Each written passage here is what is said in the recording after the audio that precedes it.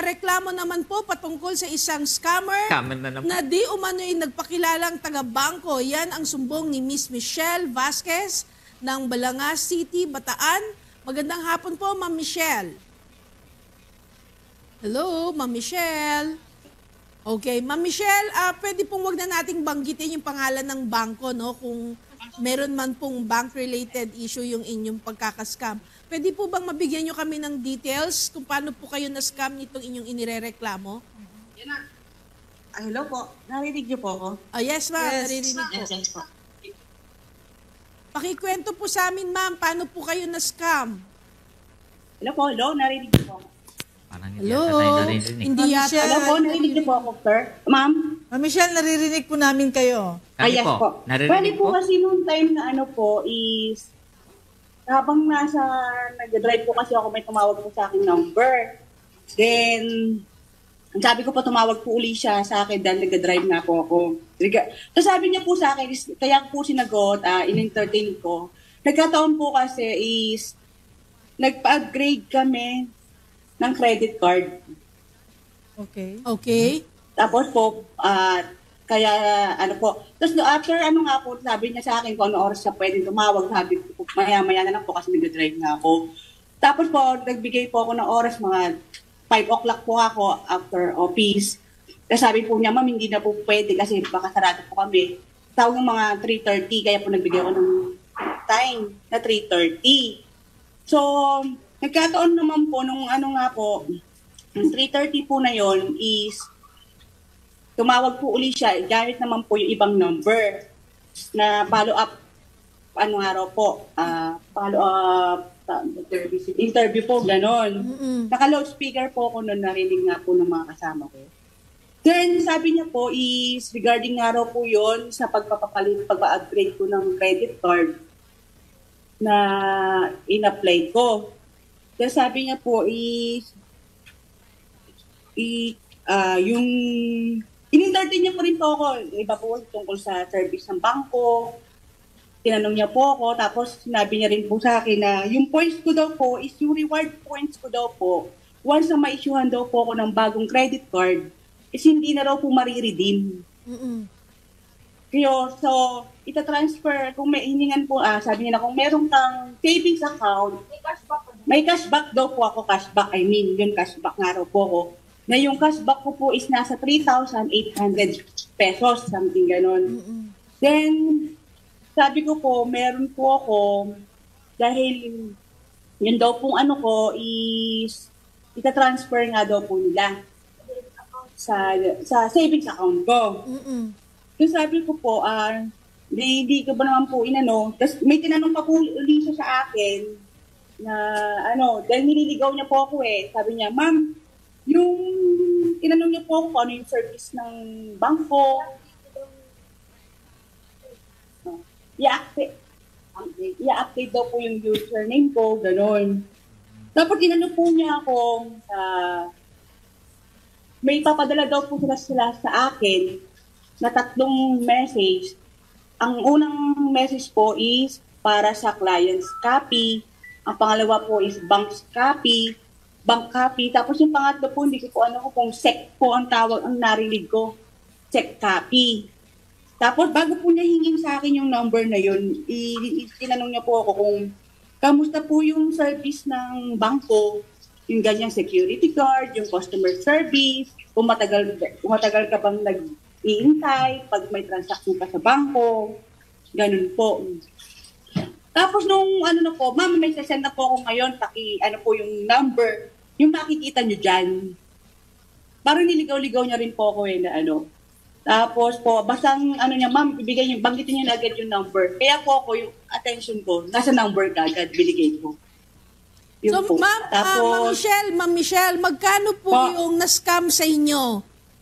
Bali, yung unang pumasok po, ang nakuha po sa akin muna is 50,025.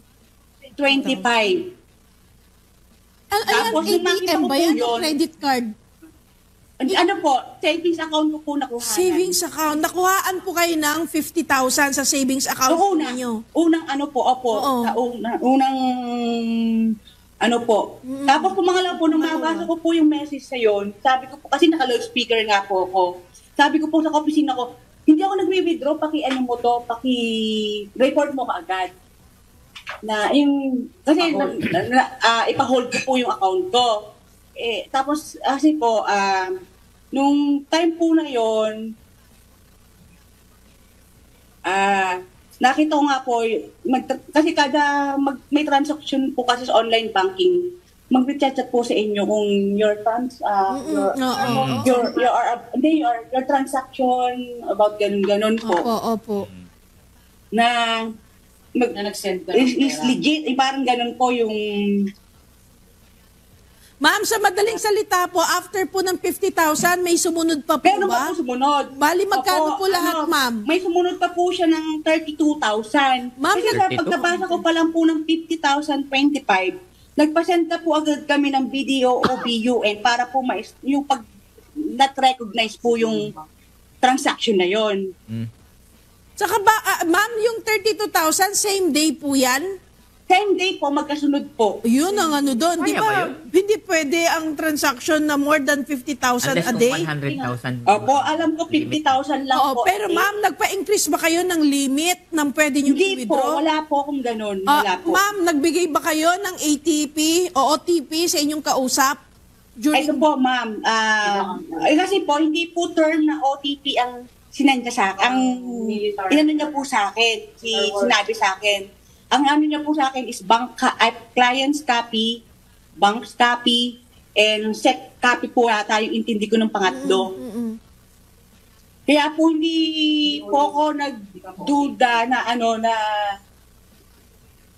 OTP ang inaano sa akin. Tapos yung maano lang po bumasok lang po na may mag-message sa akin yung your initiated transaction, ganun na may pera nga po. Sabi ko sa kasama ko, hindi ako nag-withdraw, na-scam yata ako. Nagpakilala Kaya ko po ba? nag-send po agad kami Ma'am ng Michelle, video. Ma'am Michelle, nagpakilala po Yes, po. ba ang inyong kausap nung mga time Opo. na nakuha Tapos niyo po yung pinakuha niyo pangalan? po ako ng ballpen at papel.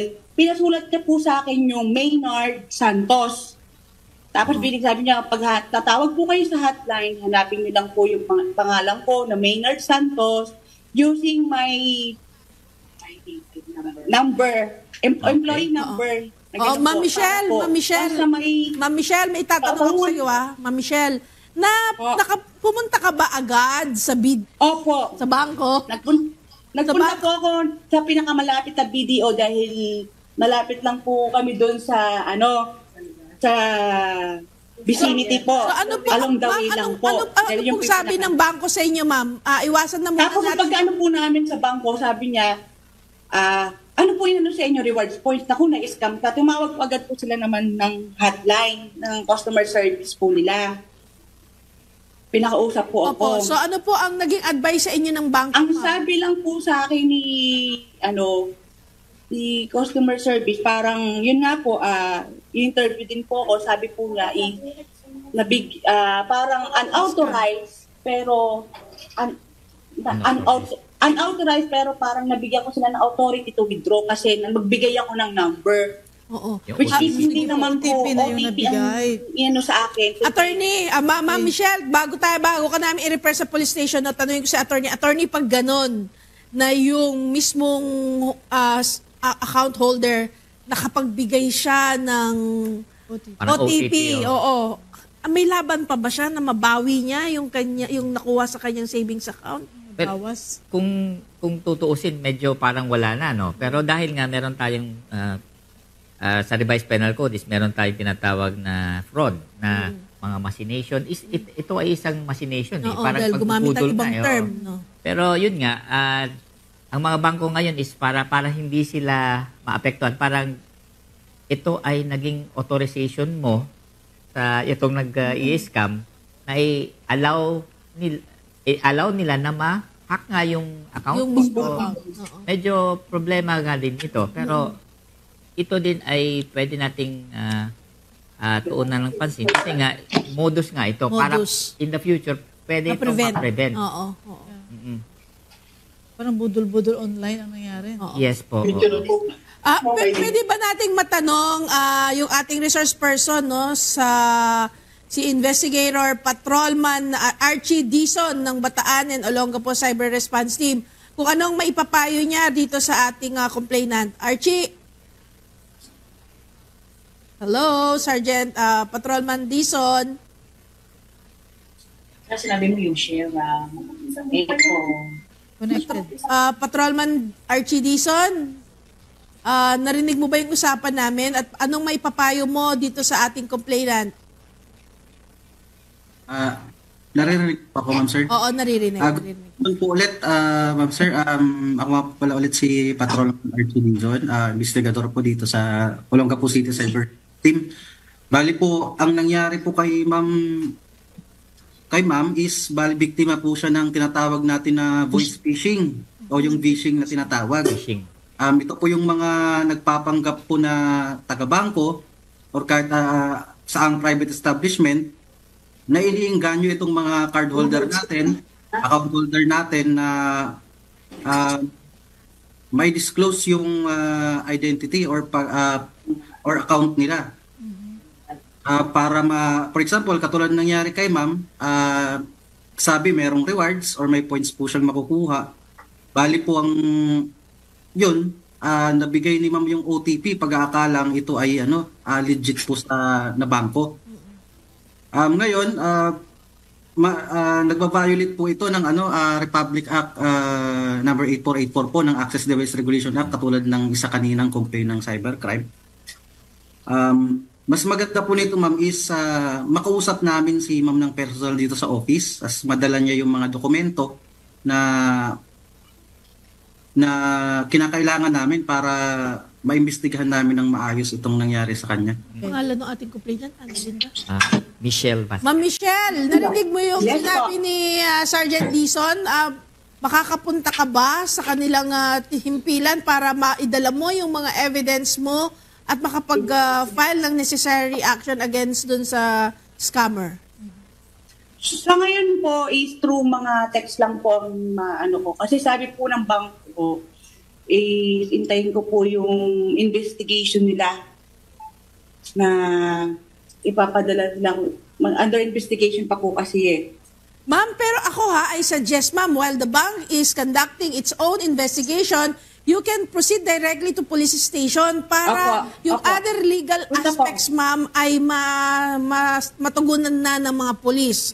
Kasi po, pwede na silang makipag-coordinate kung saan man nararapat para po ma-prevent na yung occurrence ng ganung modus po. Willing po, ma'am. Okay, ma'am. So, Ma'am Michelle, wag po kayo magbababa ng linya. Ibibigay po namin yung number ni Sergeant Dizon para anytime po na magpunta kayo as early as possible po ay ma-assist po kayo ng ating kapulisan. Yes. Ayan, so maraming salamat po, Sige Miss po. Michelle Vasquez sa pagtitiwala sa Thank you ating po. programa.